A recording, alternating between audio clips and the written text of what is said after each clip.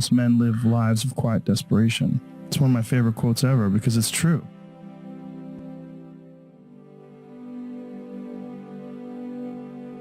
You're just in this world where you just can't wait to just run away. But I think one of the reasons why these people have this deep-seated anger and resentment is there's a bunch of people out there that have these lives that are deeply unsatisfying, because I think there are so many people that are working all day long doing something that is deeply unsatisfying and almost painful to them. Yeah, soul killing. Soul killing. They're stuck in traffic all day, and then they're stuck in a cubicle after that. They relish the time to take a in the bathroom and look at their phone. I mean, they literally do that. That's a highlight of someone's day. They get in traffic on the way home. They get home after that, they're watching television. I think if people have a regular day job, if you could just find one thing that you do as a passion project and just keep building on it, just keep watering it, keep adding fertilizer, keep giving it attention, keep giving it focus, and you can escape. You can escape, and you can be self-serving. You could be okay. You're going to be okay. Look, man, making furniture feels good. If you can do that, you could cut those corners perfectly and sand everything down nice and stain it, and then it's done and you get dissatisfied and you sell it to someone and that pays your bills. That is infinitely more satisfying than being stuck in some fucking cubicle working for someone that you don't want to work for, having to have these stupid fucking office meetings, talking to people in human resources, sitting down with your supervisor where they evaluate your job performance, and you're not really, you really need to be enthusiastic about this company. This company is your future. This kind of you're like, kill me now. There's a lot of people out there that would way rather do something else, and I hope they understand that they can. And people that are trapped in bad situations, one of the problems is you feel like this is your future and you can't get out of that. There's no hope. There's no light at the end of the tunnel. There's no rainbow. And if you feel like that alone can be incredibly defining and limiting. But if you look at yourself objectively and say, okay, I'm in credit card debt, I'm working in a shitty job, I don't like what I'm doing, but I have some ideas. I need to feed those ideas. I need to feed them and water them, and I need to set aside a certain amount of time every day to just try to make those things happen. You can do that. Everyone has a different personality. They have different interests, different things that they would be really satisfied pursuing. That's not encouraged. What's encouraged is go find a job. What's encouraged is go find some place that you can shove yourself into. Go find a square hole that you can stick your round peg and just fucking jam it in there and shave down the top and the bottom so you slide in with all this extra space on the sides and feel like shit for the rest of your life because you need a job, because you're in debt, because you have credit cards, because you have student loans, because that's what everybody does. And so you do it too. That's what's wrong. You have an apartment you have to pay for. You have a car you leased. You have a wife that you have to feed. You have a child you have to raise. You have your mortgage. You have your this. You have your that. And that's where it all comes from.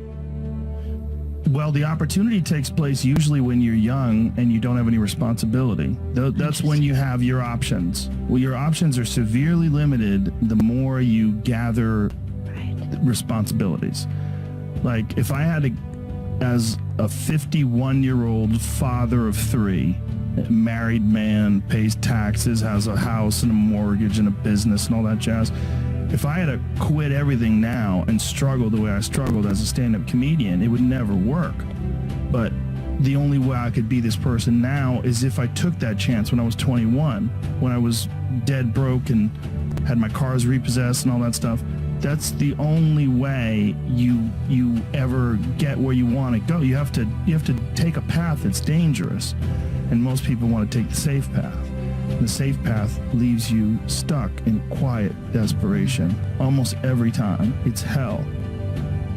But can people just make that change? I mean, yes, look, you can, I believe they but can. You have to plan it out. The way you can change is you have to put aside enough money to give yourself a window. And then you have to have a plan, and you have to spend all your waking hours outside of whatever job you do planning your escape. And you have to come to the realization very clearly that you f***ed up and you got yourself stuck. So whatever you're doing, you have to do it like your life depends on it. If you're going to try to be an author and you're working 8 hours a day plus commuting plus family responsibilities or whatever else you have, whatever time that you have to attack like you're trying to save the world. You're trying to save your life. You don't want to drown. That 1.5 hours a day that you have to write, God damn, you better be caffeinated and motivated. You got to go. You got to get after it. And you got to have discipline. Most people don't have those things. Most people don't understand what it's like to really go for something. And to know that the consequences of not doing that are horrific. There are so many people that would be so much happier making $27,000 less a year, and the only thing they have to do is sell their current home where they only use 18% of the home anyway, and buy a home that has 2 less bedrooms so they don't have to have the job that is paying to maintain the lifestyle that they've propped up for themselves, and their life will be like disproportionately better. Because there's a lot more people living that than what you, like, as many entrepreneurs as there are that should be employees, there's way more people that basically build a life around how much they're earning, get to a place where they hate what they're doing to earn, have the opportunity to still do something that earns $20,000 less that they love, but they're golden handcuffed by worrying about what car they drive or where their house is because they actually care about other people's opinions, and nobody has the gear to take a step backwards. The inability to take a step back, to take 4 steps forward in happiness based on other people's opinions of watching you take a step back blows my fucking face off. When do you quit your job and go in? When you can afford it. Happiness is so unbelievably addictive. And it makes me so sad that so many of you created golden handcuffs for yourself that aren't letting you leave your job because you need to make $130,000 a year now because you wanted 700 more square feet in your apartment, or you wanted a BMW instead of a Toyota. And so you're not happy because you wanted 2 or 3 things that mean absolutely nothing. I promise you, when you've tasted both, when you meet people that have tasted both, I make $180,000 a year and I have stuff, but I'm not happy. And then I went making $94,000 a year, but I'm doing what I love and I'm super happy and I have a little less stuff. It's not even close to a debate. So I implore all of you to really dig deep inside of yourselves and try to figure out why you need that stuff. I'm gonna save you time. You're trying to close an insecurity gap. Let me give you another huge hint. Everybody else sucks too, so do you. If you're 21 and you have no expenses and you're living at home, you have to go high risk. As soon as you see any blood in the water, you go.